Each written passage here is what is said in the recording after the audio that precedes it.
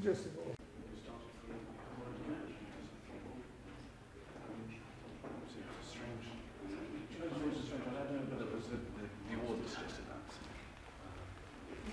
Suggestible. What you said. Okay, I'm going to just check size 10, 35. Oh, is that the baby boy way? No, 69. 31. These little things that you say. Because it's Paul. We all happy? Yeah. Can I ask you first of all, Your Royal Highness, we go back to the 50s, Kurt Hahn, your inspirational head teacher, comes to you and gives you the idea for what we now know as the Duke of Edinburgh's award. At that time in the 50s, did you have any reservations about getting involved?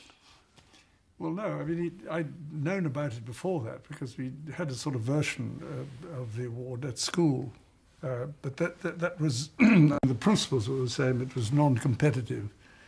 And all you had to do, you had to choose one event in running, one event in throwing, and one event in jumping. And you got an award. So that was the basis was there. When he came, that was what he really wanted to revive as a county badge scheme. But when we put the originating committee together, people thought, well, perhaps we ought to broaden this a bit. So that's why we added in voluntary service and skills and an expedition, as well as a fitness section. So it became a 4-section scheme. So. But there was unease out there, wasn't there, within the sort of political establishment at the time? I mean, there was that cabinet minister who feared that you were setting up a British equivalent of the Hitler Youth. Well, yes, I think people didn't quite understand how it works because it isn't a membership organisation anyway. Nobody has to join it. That was the whole point of the exercise. And it was non-competitive. So, I mean, people, I don't know what, you know, the mere thought that somebody was starting something to try and help young people, I think, set off alarm bells. It was 10 years after the war, and the sort of inspirational figure was a German, even though, of course, he was a German Jew who'd fled Nazis. He wasn't, I don't think that played a very big part. I don't think it was all that well known that he was involved in it at the time. Of course, it was for boys first, then girls came along, and initially you gave them their own section, Design for Living, and at that time you thought that was quite progressive. Well, what happened was that the Boys Brigade, the Scouts and the Army Cadets offered to run a trial. And that had been running about a year to try out the scheme. And the scheme was based on boys. I don't know why particularly, but it was. And while it was running, the girls said, we'd like to do it. And so I said, well, you know, hold on a minute. Instead of getting the girls to do what the boys were doing, which seemed to be the normal practice, I said, well, let's have a scheme designed for girls. So I put a women's committee together and I said, you go ahead and design the scheme. And they invented this idea of Design for Living, which was instead of fitness, I think. And they did things like makeup, wasn't it, and homemaking? Well, that's under that section, but they still had to do the other 3, so it wasn't anything special. At the end, after about 25 years or whatever it was, we were had up by the Equal Opportunities Commission and told that everybody had to do the same scheme. So we then had the problem of trying to put the 2 together, and the girls weren't all that enthusiastic. But it's been going pretty much for 50 years. The core has been the same, It hasn't changed. And have you had unusual requests for things that young people would like to do? Yes. well, all the time. Well, you had the case very early about the girl who wanted to... The girl who wanted to do bullfighting. And so that really shook us. We didn't know how on earth you're going to respond to that until some genius said, well, suggest she learns Spanish first. Well, I mean, the great thing is the award is all about the imagination of young people, so they're always coming out with some fairly extraordinary ideas. But I think the most extraordinary one I ever came across was a young chap who was doing embalming as his skill. As his skill. And is he now an undertaker? I'm sure he probably is. Might have put him off, I don't know. Yeah, it might have done. But during the 50 years, you've been uniquely placed. I know you want to avoid generalities, to see young people. I mean, have they changed from the young people of the 50s? Young people, I think, are going to be the same as they always have been. I think what is different is that the conditions of life which they enter, as it were, change all the time, but they're not to know that. But in exactly the same way that schools are basically continue, because there is a need to educate young people. And this is just a bolt-on to academic education. This provides the extracurricular activities that everybody needs to know about. So the sections are still the same, but the contents tend to vary, or the way in which people use them vary. So how would you sum up the identikit young person you might meet? Are they enthusiastic? Are they lazy? Are they inquiring? There's some of all. Yeah, I don't think you want to generalise about young people. It's very dangerous. But there's no sense you have that they're less willing to take risks nowadays? You know, we hear this talk There's of a great danger about being generalising about young people, because you can find somebody who's the exception, or not just somebody, but a whole group of them who are exceptions. I think what happens is that when a group of young people like binge drinkers appear, everybody says, oh my God, the young people are terrible, they all become binge drinkers. Well, they haven't. It's that one group who were mods and rockers a few generations. You probably one yourself. I mean, people go through... Well, you know, you never know. People become quite civilised when they grow up. I mean, has it inspired you? It inspired me Yeah. to do what? Well, no, just the fact that you're saying that they don't fit a stereotype and that you see a whole range of young people. Do you find that quite comforting? Well, I've never thought anything else. I mean, anybody who's had to deal with I mean, in some respects, I suppose I had whatever it was, 13, 14 years in the Navy. So you get to know people that way, and they are different. There's no question about it. You can't. People don't come in neat boxes. I mean, we're very lucky in the sense that we get to travel around a lot of the country and see a lot of different people in a lot of different circumstances, a lot of different places. And through the award, we tend to meet an awful lot of young people through all sorts of different circumstances.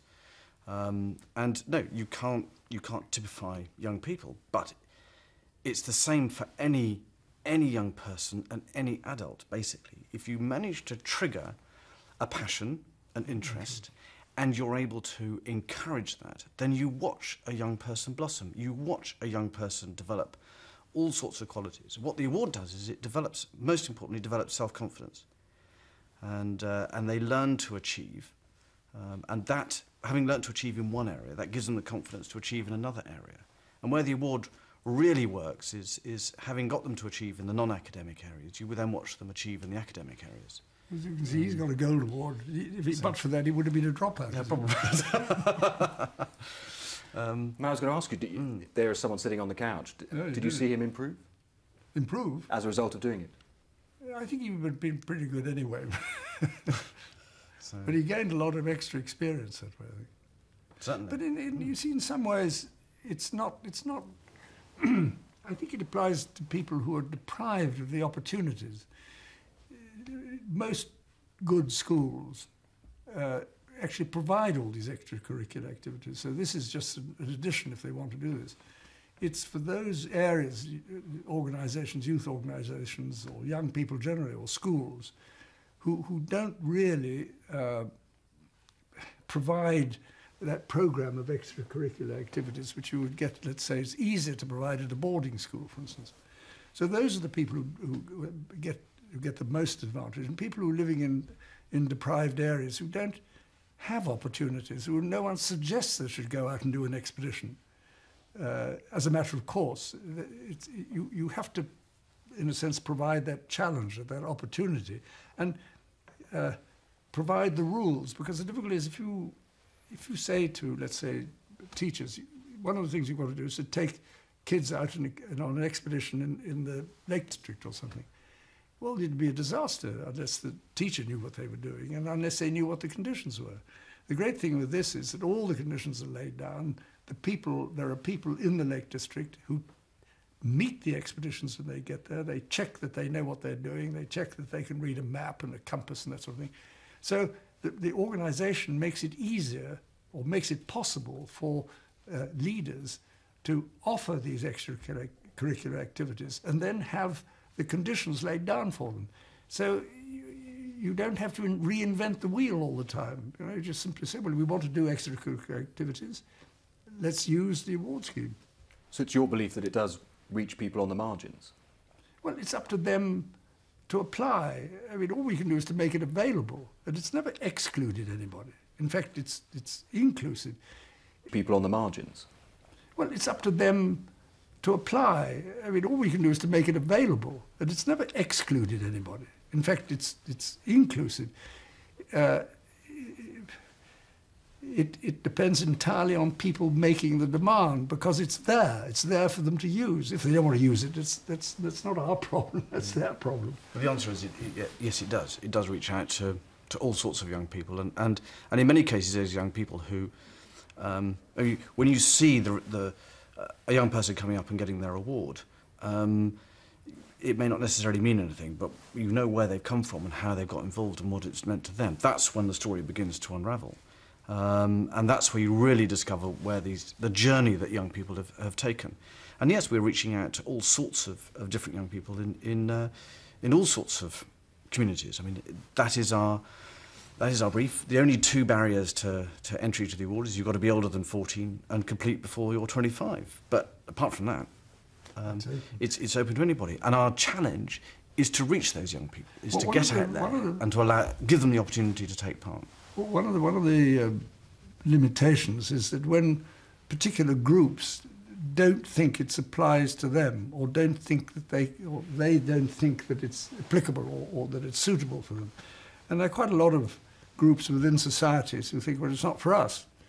And that's a problem. You have to try and break that down. I mean, is that one of your challenges in the future, to reach out maybe to people from the ethnic minorities? They're already involved. They're involved, but there are some who still somehow think, no, it's not intended for us. And does that irritate you? Because there is that sense out there, isn't it, that it's a white middle class? But it's not young people. No, it's only you that thinks that. It's only the white middle class that think that. It's not true. I don't know, but why have you got that perception? Well, I'm just, because it was raised at the news conference you sat in, and you read it in articles, you read it in biographies of you, that is out there. And that's why I'm asking. It presumably irritates you. You're working to try only because everybody keeps on, people in the media keep on repeating that. But no, that there are. The problem is not with young people. Young people come up through the woodwork to try and do the programme. That's not the issue. It's perhaps the perception of adults who are working with those young people. That's where the barriers step in. And it's particularly obvious when we're on the international case, because always adults say, well, I don't know whether we should introduce a programme that comes from Britain. Why should it work for kids in Afghanistan or in Africa, in Africa or in Asia? And you go, but as soon as a young person starts doing the award and they pick the activities they want to do, it will reflect their interests, their circumstances, their background. It's theirs. They take ownership of it. It's got absolutely nothing to do with you as an adult. All you've got to do is to respond to what they want to do. And it's theirs. They take ownership of it. It's quite funny. It's quite difficult to get that over to people. Adults tend to be the ones that put all sorts of reasons for not doing it. I mean, it's curious that it's spread to French-speaking countries in Africa, for instance.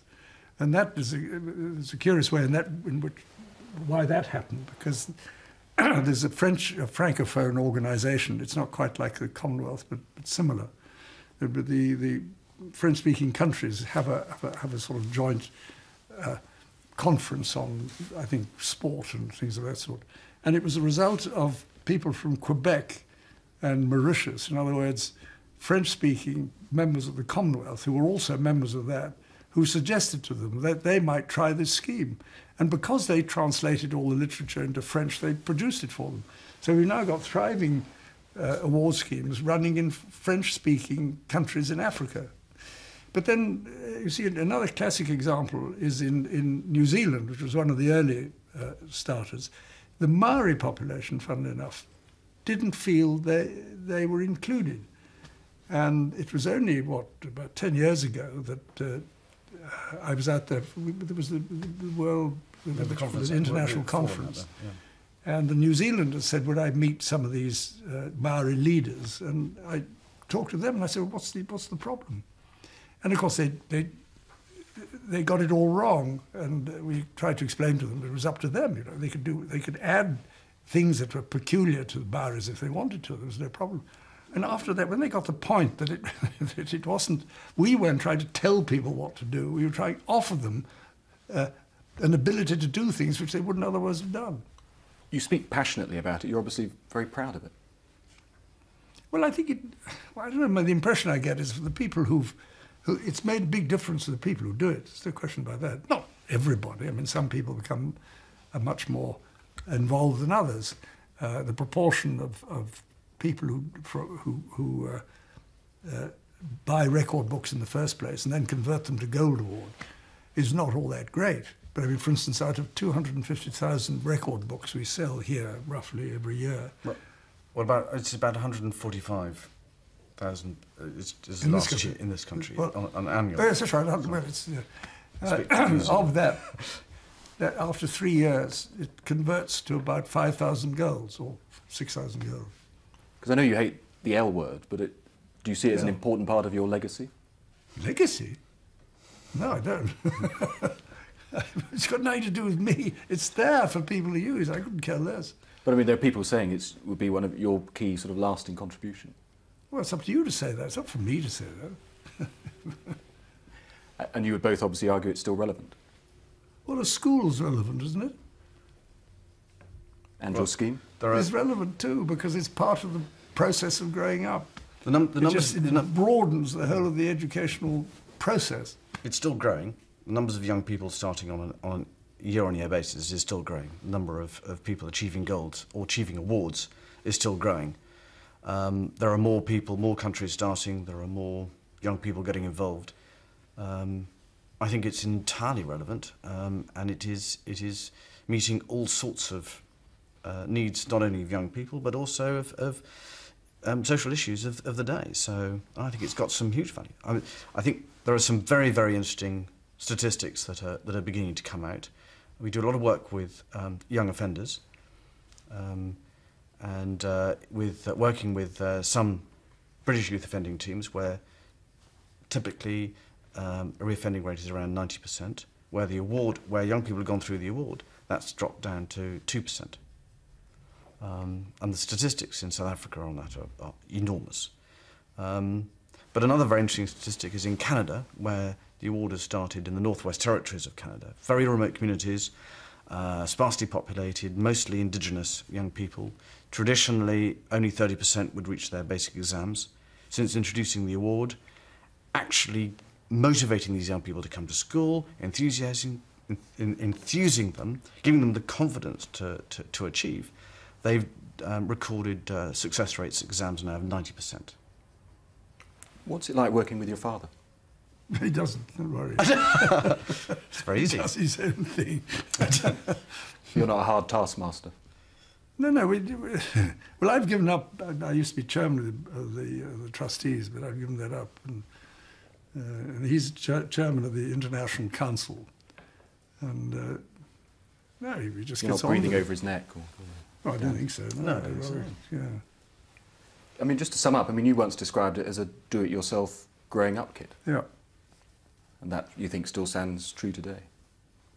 Yeah, I mean, I think it will do. It's difficult to explain that it's not a new idea. I mean, people have been doing this with young people, but everybody's had to invent it. It's like reinventing the wheel in every school and every. What this has done is provided the parameters, has provided the comprehensive conditions, and the standards you have to reach are set by the governing body of each individual interest, so they know what they're talking about. Whereas before, people tended to set their own parameters and their own conditions. Now they're set by people who know what they're talking about, know what is possible. And the other curious thing is that it doesn't seem. A lot of people said, well, that's applicable in this country. It's not applicable to elsewhere, to Asiatics or. The curious thing is that probably the highest proportion of young people doing the award in any community is probably in Singapore or in Hong Kong. There's probably more people per head of the population getting involved in the scheme than there are in this country. And they're doing it in Pakistan. They're doing it. China is taking an interest in it because it's running in Hong Kong. So it's got nothing to do with ethnics or anything else. It's to do with the process of growing up, and what you select to do depends on what community you're in. I mean, for instance, one of the skills, or I don't know whether it's a skill or a physical activity in Pakistan is Kathak dancing. Well, only Pakistanis are going to do that. I mean, you know, in Scotland they might do country dancing or Highland dancing, but they're not going to do Kathak dancing. But the opportunity's there, and it's tailored to that particular community. And I think that's particularly important is the award has now been going for 50 years, and the value that the Duke of Edinburgh's Award or the International Award for Young People, that badge and that certificate has now, worldwide, is immense. It has survived the test of time. It is widely recognised as something that has a huge value in the marketplace, and that's why more and more people are interested in doing it, because it has a real value. If you want to stand out from the crowd, if you want to show yourself as being an individual, then there is no other qualification better than the Duke of Edinburgh's Award. And your name's staying on the tin? I don't know. Absolutely. Absolutely. No question about it. I wasn't altogether that enthusiastic when they suggested it, but I was outvoted. What would you have rathered? Well, I don't know. I mean, we just talked about it, and the committee said we won't call it this. And I said, you must be joking. What, why it might put people off? Or? Well, I didn't see what... Well, I mean, they decided it, so that was it. Thank you. Okay. Thank you. It's over for you. So, you're still going? Just picking up just cutaway shots of. Okay. Would you rather Cut us stop? out. No, I just think we Cutaway. might You have stop. to be We'd all be doing cutaway shots. I mean, Stop. so.